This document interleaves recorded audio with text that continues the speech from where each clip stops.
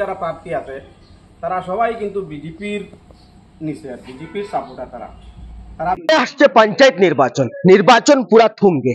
এই নিয়ে আজ বাগাবাজার আঞ্চলিক পঞ্চায়েতের সদস্য, আপনাদের সুপরিচিত এবং ব্যবসায়ী সাবির আহমেদ উর্ফে দীপু, ওনার সমর্থনে অনেক জনগণ রয়েছেন এই জিপি আঞ্চলিক পঞ্চায়েতের ভারতীয় জাতীয় কংগ্রেসের মনোনীত প্রার্থী। উনি আজ এক শতাধিকের উপর মানুষ নিয়ে এক সভা অনুষ্ঠিত করে। সেই সভায় উনার উপরে অনেক অভিযোগ উঠেছে। সেই অভিযোগকে তিনি প্রত্যাহার করার জন্য একটি সভা ডেকেছেন। সেখানে তিনি উল্লেখ করেছেন যে উনার টাকা পয়সা যেগুলা লেনদেন বলে ওনার কাছে যেগুলা অভিযোগ উঠেছে সেটা তিনি খণ্ডন করছেন এক সভার মাধ্যমে। তিনি আরো বক্তব্যে একটি কথা উল্লেখ করেছেন যে বাগা জিপির বিগত কয়েকটা সমস্যা রয়েছে, সেই সমাধান তিনি করবেন, জনগণের কাছে আহ্বান করছেন। সেই নিয়ে তাদের এখানে প্রায় শতাধিকের উপর মানুষের সমাগম রয়েছে, তাদের বিভিন্ন জনের বক্তব্য রয়েছে, তা আমি আপনাদের উদ্দেশ্যে তুলে ধরেছি। আপনারা বিস্তারিত দেখতে থাকুন। পঞ্চায়েত নির্বাচনে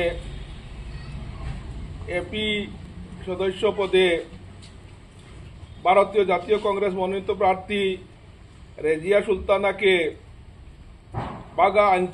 বাগা জিপির মানুষের কাছে অনুরোধ রাখছি, আপনারা উনাকে বিপুল ভোট দিয়ে জয়যুক্ত করার জন্য আহ্বান করছি এবং আমাদের এলাকার কাজের সুযোগ করে দেওয়ার জন্য এই সবার পক্ষ থেকে আমি আমন্ত্রণ জানাচ্ছি। এই বলে আমার বক্তব্য। সভায় আমরা গ্রামের মুরব্বী এবং যুবক ভাই বোন আমরা সবাই এখানে একটা বৈঠক, আগামী 2 তারিখ আমরা পঞ্চায়েত নির্বাচন, এই পঞ্চায়েত নির্বাচনে আমাদের ছোট বোন উনাকে আমরা এপি নির্বাচিত করলাম। কংগ্রেসের মনোনীত প্রার্থী সুলতানা রেজিয়াকে আমরা সবে নিজ ভোট দিয়া এবং দেওয়াইয়া জয়যুক্ত করার জন্য এবং আমাদের গ্রামাঞ্চলের কাজের সহায়তা যেন আমরা সাহায্য করতে পারি। সুলতানা রেজিয়া বেগম লস্কর, বাগাবাজার গ্রাম পঞ্চায়েত আঞ্চলিক পঞ্চায়েতের সদস্য। আমি ভারতীয় জাতীয় কংগ্রেস মনোনীত প্রার্থী। আপনারা আমাকে আপনার মূল্যবান ভোট দিন এবং আপনার সেবায় সুযোগ করে দিন।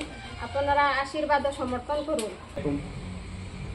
এই আগামী 2 তারিখ আমরা যে পঞ্চায়েত নির্বাচন লাগিয়া বাগাবাজার এপি সদস্য হিসাবে জাতীয় কংগ্রেসের মনোনীত প্রার্থী আমার স্ত্রী সুলতানা রেজিয়া বেগম লস্কর, যে আপনারা সবে সাপোর্ট করছেন, আজকে আমার ঘরেও আইছেন আপনারা সবে।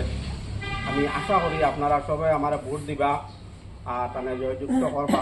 কারণ হচ্ছে গিয়া আজকে নির্দল যারা প্রার্থী আছে তারা সবাই কিন্তু বিজেপির নিচে, বিজেপির সাপোর্টার।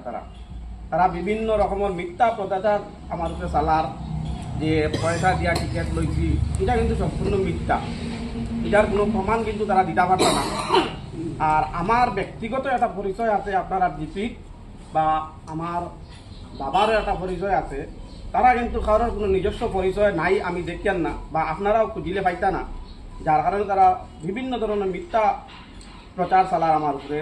তো এইটা আপনারা ভোটার গুণে বিবেচনা করবা, যদি আমার যোগ্য মনে করেন তাহলে আপনারা ভোটটা দিবেন। এই বলে আমার কথা শেষ করলাম।